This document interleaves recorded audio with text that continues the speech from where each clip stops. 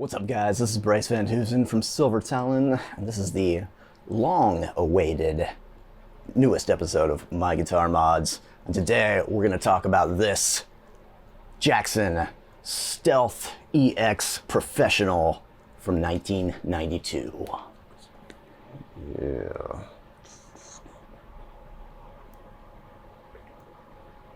So, import Jackson guitars in the 90s are kind of funny. You could tell that they sort of tried a lot of different things. Some of it was successful, some of it not so much, but give them an A for effort, obviously, because, yeah, they were going out on a limb trying to find their stride, so to speak.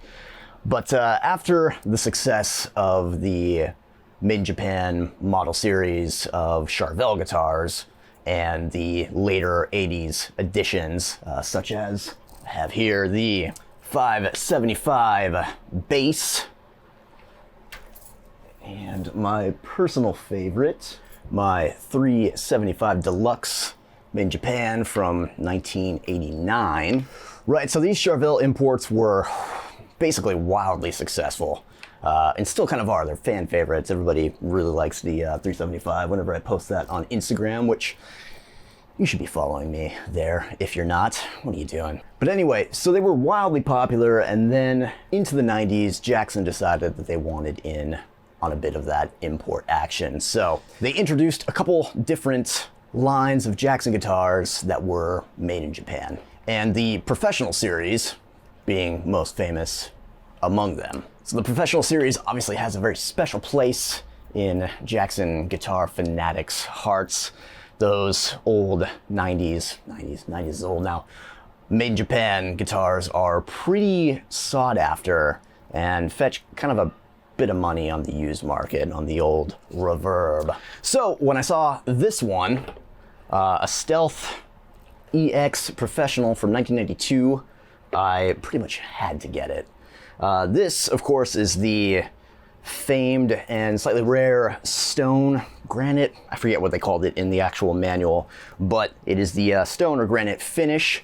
And they did a couple different variations of this. They did a dinky reverse that has a maple neck, really nice. And a lot of people have been telling me that they did a Rhodes also, which I know nothing about. So if you have pictures of that, please send me, because that sounds really cool. So anyway, this was one of the more wild finishes that you could get from the Jackson Japan factory back in the 90s. And this, in my opinion, this is just sort of me making some assumptions as to kind of what they were trying to do some 30 odd years ago, is I think that they were trying to make a Jackson version of what Ibanez was already doing with the Ibanez RG line. A lot of the specs on this look very similar to kind of what Ibanez was doing at the time. The neck on this is super thin, much thinner than literally any other Jackson I have played, and I have quite a few of them. This this licensed Floyd Rose tremolo was a Takaguchi, I believe,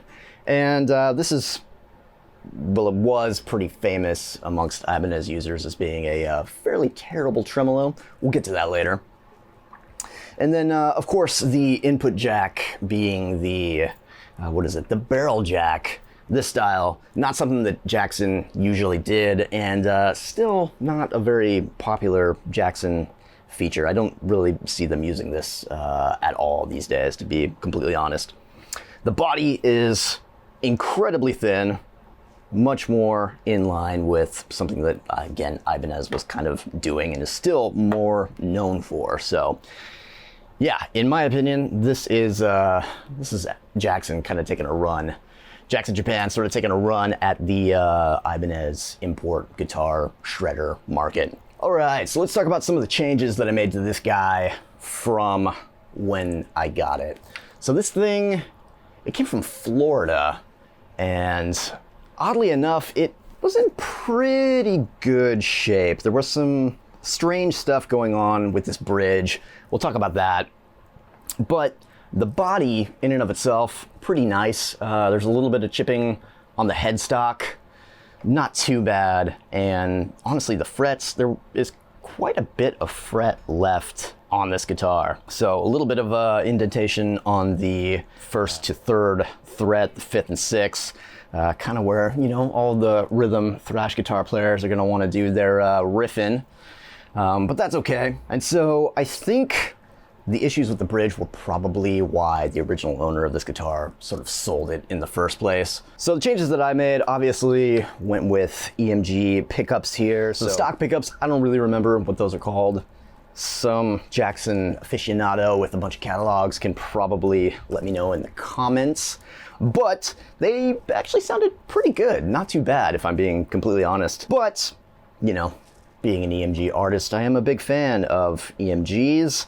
And I did honestly really kind of miss the active thing, especially when doing cleans. I didn't really expect that, but playing passive pickups for a few days while I was sort of waiting for these to come in, yeah, it definitely made me realize why I play and prefer active. So I got, in sort of changing up what I usually do, which on a lot of guitars is to have a like a het field in the bridge. But on this one I went with the EMG 81X. So that is the X series EMG. It's got the X series preamp. Gives it a little bit more headroom from the normal 81. And then I got a couple SA-X pickups here, which were recommended to me by Tommy Armstrong over at EMG. And goddamn, he was right. So I'm really glad that I went with those because they sound awesome paired with the 81X. So here we got volume, we got tone. This volume, the original knob, like the knob was like fused to the pot.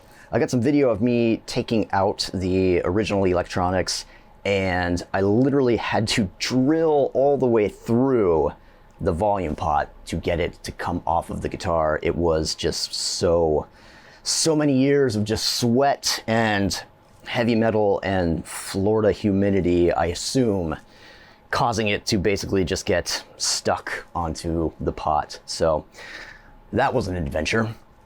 So yeah, volume, tone. I got a 5-way switch here. Interestingly, the body is so thin that I had to use the top-mounted 5-way switch they make for a Telecaster because the 3-way one just would not fit. Also the barrel jack.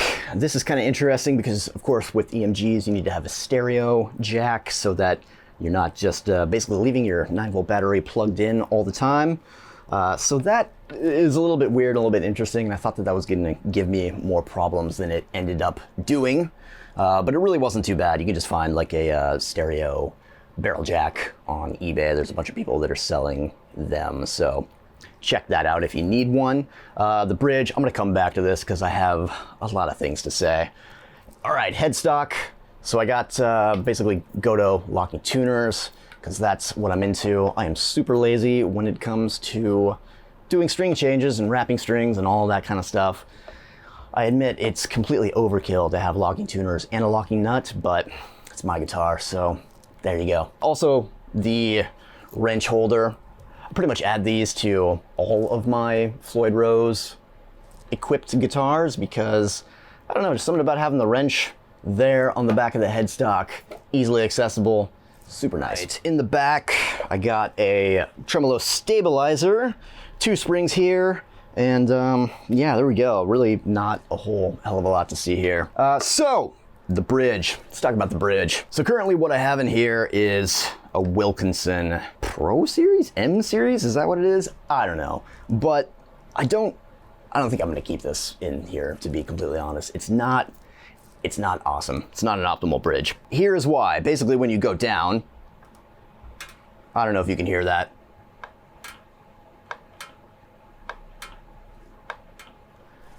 There is a little pop that occurs when you get the bar too far down doing a dive bomb like you would normally do. And what that tells me is that there is some sort of friction point happening with the actual base plate and the posts where it's not 100% tight and creating just like a nice little fulcrum. It is actually moving at some point when it gets too far low. Too far low, is that proper English? I don't know. I'm gonna go with it. So when it gets too far down, I guess I should rather say, yeah, it makes that pop, which something is moving, and you can tell because once it comes back into tune, it's a little bit or once it comes back to 0 rather, it's a little bit out of tune. So these licensed Floyd Rose bridges, once you get out of the Floyd Rose, Schaller, or Godot realms, they start getting a little weird and a little iffy, and I tried something on this one, and I'm not sure that I like it. I think I should probably trust my instincts and just stick with those 3 brands and go from there. You could tell that the route is a little bit, make this thing focus, it's a little bit non-standard from what a Floyd Rose route usually looks like. It has these kind of additional sort of like 45-degree angle routes there at the end of the bridge, so I thought the Wilkinson would fit nicely, which it does. It looks good, but if it's not staying in tune, what's the point really, right? Also, these fine tuners, really hard to turn. I don't know why they would do that or that would be the case, but it makes operating this standard operating procedure with the bridge kind of a nightmare. So not a big fan. I think I'm probably gonna swap it out for a Schaller. I've seen pictures online in forums of people having done the same, and it looks pretty good. But the Floyd Rose will fit, Floyd Rose original will fit, and the Godot will fit as well. Speaking of which, I think I should maybe make a video talking about all the different Floyd Rose types that you can get. So let me know in the comments if that sounds like something you'd be interested in. Let me grab the OG bridge because I still have this piece of shit. All right, so here is the original. Get this to focus. Might be too dark, but here's the original made in Japan. All right, you can see made in Japan there. Maybe you can see, might be too dark. Takeuchi bridge. Ooh, wow, comes with some free gunk as well. And this thing, quite possibly the worst bridge I have ever used in my life. A lot of people on Instagram have been telling me how awesome it is.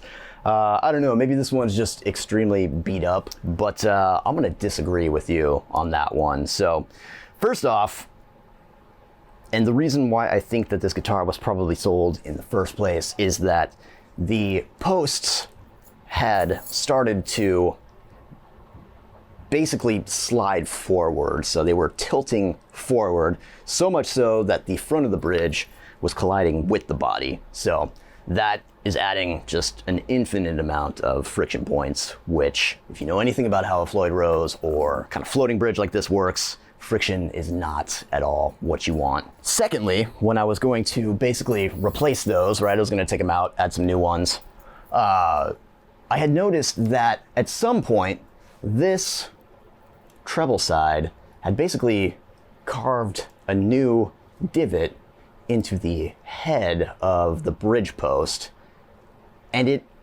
basically wanted to rest in there. So at some point, when somebody had done something like a string change, this thing had basically popped up, collided with the post, and then just stayed there and sort of started making its own divot where it really shouldn't have. And that is absolutely, that's a nightmarish situation. That thing should have been replaced like years ago. I can't believe that anybody put strings on it and let it exist in that state. Anyway, so when I was trying to get them out, they got stuck, and basically I ended up having to use a claw hammer resting on a board to basically pry these things out and put the new ones in, which are currently they are the Wilkinson ones. I'll probably replace those with Floyd Rose original bridge posts just because I trust those a lot more than wherever this Wilkinson comes from. If you can see this, maybe it'll focus. So if you can see on the camera there, there is some severe chipping going on both of the knife edges of the both the bass and the treble side. So that's pretty awful. This is like really not awesome metal that this thing was made out of. So much so that when I was doing a string change, I cracked one of these saddles in half completely and had to replace it with a original Floyd Rose one, which is what is in it right now. I read on a lot of forums about a bunch of old school Ibanez RG players hating this bridge and what it's called in the Ibanez world, which I'm blanking on, but it's the same bridge, and it's bad, it's terrible. So good riddance.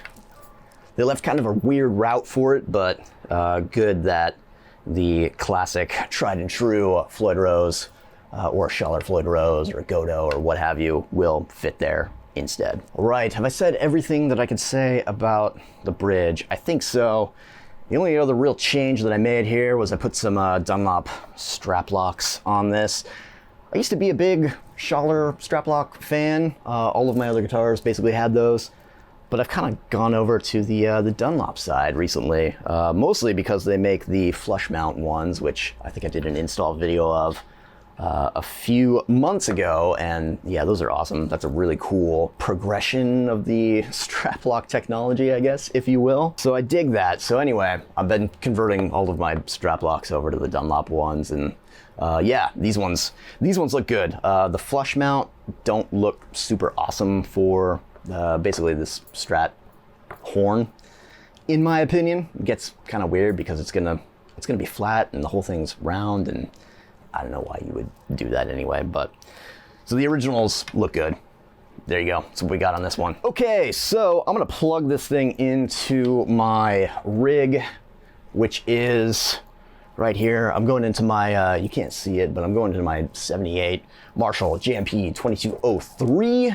We do that for the dirty tones, for the clean stuff. I don't know, I'm just using some pedals here. And my Boss was a tube amp expander, which I've also made a video on. So yeah, let's check out how this thing sounds. All right, so let's check out how this thing sounds.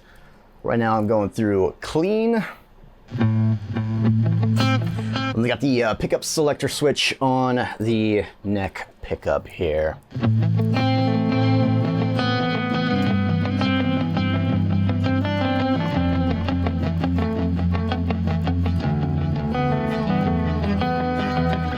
Whoops.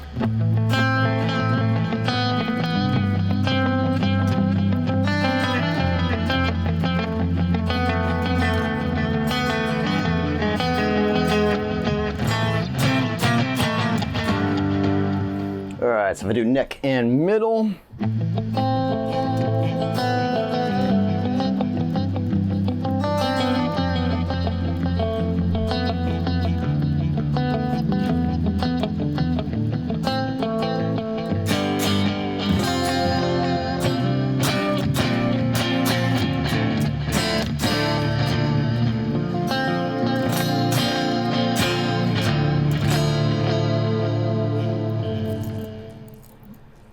Yeah, those SA pickups sound, those SAX pickups sound really nice. Here's what the MG81 sounds like clean.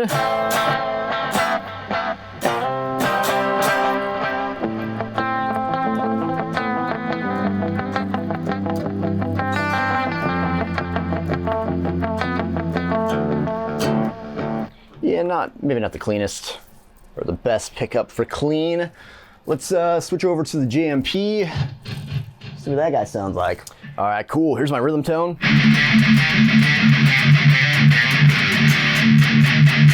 I'm a D standard, by the way.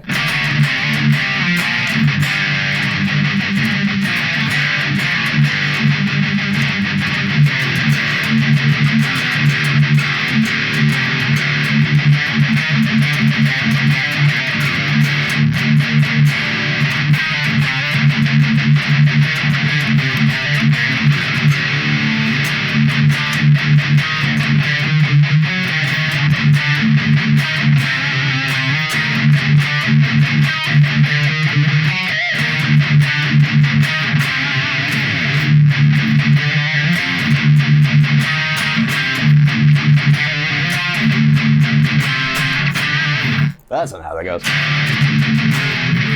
Whoopsie, drop a pick.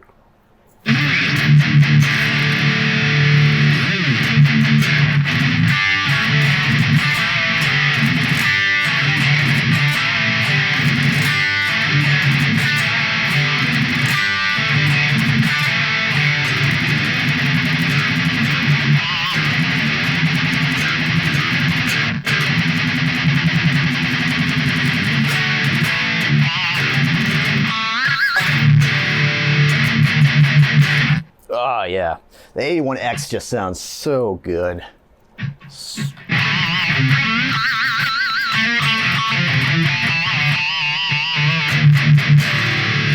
Yeah, neck is super thin, really easy to play. All right, lead tones, slapping on some reverb and delay because that's what I like. It's my video.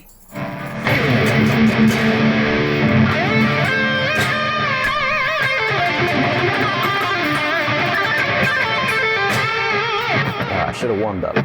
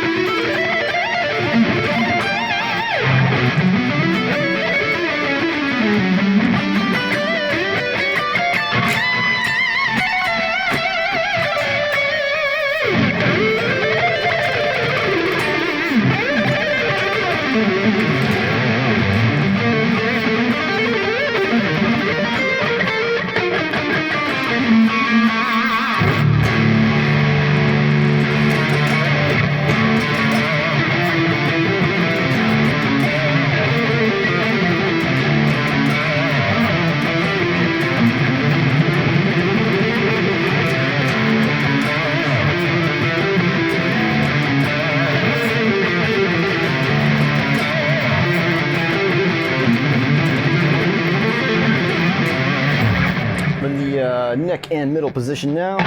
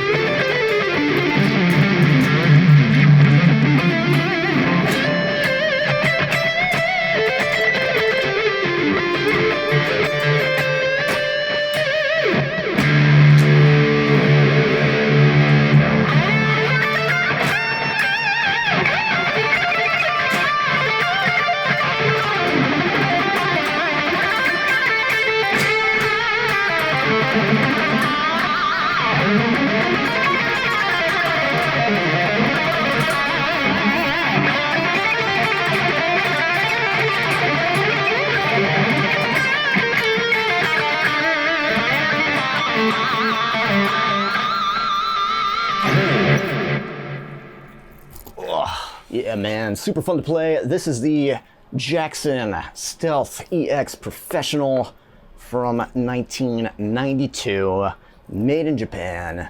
Classic guitar. If you can find one of these, whether or not it's in this glorious stone slash granite slash whatever the hell you want to call this finish, if you can find it in, you know, some basic bitch color like red or blue or whatever, yeah, get it. Cause yeah, they're sick, really cool. All right, I'm Bryce Van Hoosen. I'll see you on the next one.